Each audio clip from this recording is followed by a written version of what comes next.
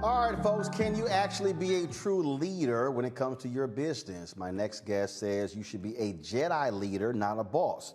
Leadership in the era of corporate social justice, equity, diversity, and inclusion. Omar Harris joins us. So, Omar, what does it actually mean to be a Jedi leader, not a boss? What's the difference?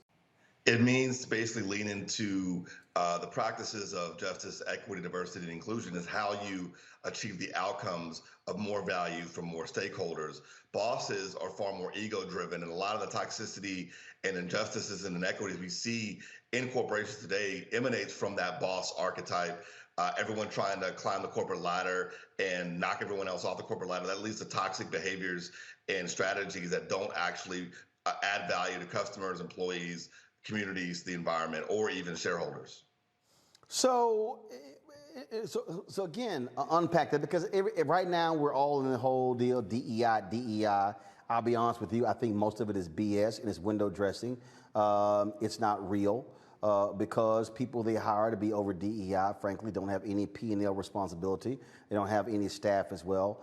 And so if we're now talking about being a leader in this new world we're living in, what do you have to know? You know, how must you be able to lead your staff in a diverse world? Well, I think the first thing is you have to lean into difference, and you lean into difference by understanding everyone's unique talents and strengths in the organization. I'm a Gallup certified strengths coach, which means that we focus on the power of positive psychology in business, which is basically finding what's right with people versus what's wrong with people. And that's the beginning of a new world of trust between yourself and the employee that allows you to build high performance teams and achieve high performance outcomes in companies. I worked for global pharmaceutical companies around the world in the US, Turkey, Indonesia, and Brazil over 20 years. And I've seen that positive psychology, servant leadership, and leaning into justice, equity, diversity, and inclusion as how you serve and support your people is how you get real work done in corporations and really begin to change the toxic status quo that's resulting in, we saw 4 million people opt out of the workforce in April, resign from the workforce in April. So there's a big problem happening in corporations today. And as you mentioned, companies are making lip service about this issue, but they really need to lean into this space in order for them to even protect their livelihood as an organization. Look, you really don't have the only training that to be a boss really is you being in other sort of positions. There are a lot of people today who, they want to be a boss, but a lot of people don't understand what that means to be a boss. Yeah, I mean, I think bossing, first of all, and I talk about this in the book, do you know the word boss comes from the Dutch word base, which is actually a Dutch slave word for master? And so boss fundamentally has a white supremacist root. Another reason why we should not pursue bossdom in corporations. We should be pursuing leadership, which is really about positive influence, impact, and higher results. And basically the fact that businesses can be more now. Businesses have to do more than just provide profits for shareholders. Businesses have to add value to employees, customers, communities, and the environment in addition to shareholders. And that's the statement of purpose that's been redefined by corporations as of 2019.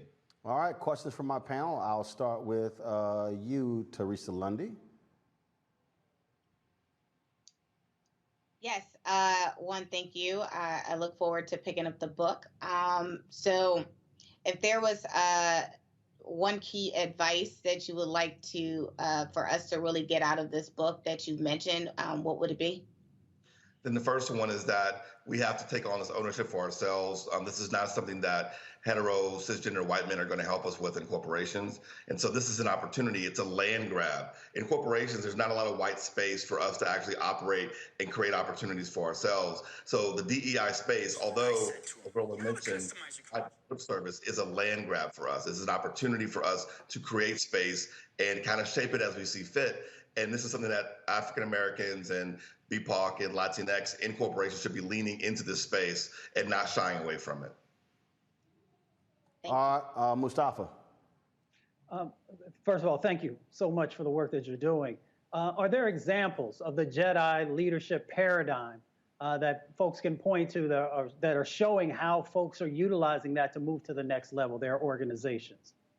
So I think that Adam Silver is a great example that I point to in the book around what it means to be a Jedi leader. So what he did last year with the George Floyd situation and how the NBA created the bubble around the pandemic, he had to lean into and listen to and really understand and validate the experiences of the players. And this was a situation where he listened and leaned in and was able to create something, a space for the athletes to really do something phenomenal, which was really demonstrate the social justice protests and also advocate for greater voting access and things of that nature, and get owners, actually bend the owners to their will and get owners on board with the needs of the player. We've never seen anything like that before. That's truly the example of a Jedi leader actually leveraging, listening and supporting his employees in order for him to drive better value and outcomes for everyone involved. Ben. I've had the privilege of working in some environments that I think would match what you're describing in terms of like the Jedi versus the boss concept. But I'm curious, what kind of pushback are you getting from corporate America? Because there's so much time that has been spent, entertainment, movies, books, about this aggressive nature of being a boss. Are you getting any pushback from people who cherish that paradigm? I certainly expect to get pushback from people who cherish that paradigm, which is why I'm going to people who are already embracing the new world. Basically, what I'm saying is that this is a business risk. Fundamentally, it's bigger than just, some corporate leaders see this as, the next PR initiative or corporate social responsibility. It's none of that. This is actually fundamentally business risk. Companies since 2012 that have not leaned into this space have lost over $64 billion a year in terms of lawsuits and things of that nature being taken out of their companies. Market capitalizations are being reduced from CEOs being caught with bad behavior. So this is business risk.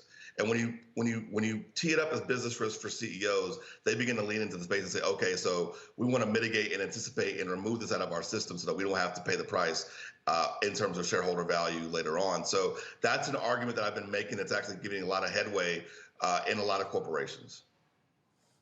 All right, y'all, the book is called Be a Jedi Leader, Not a Boss, Leadership in the Era of Corporate Social Justice, Equity, Diversity, and Inclusion by Omar L. Harris. Omar, we appreciate it. Thanks a lot.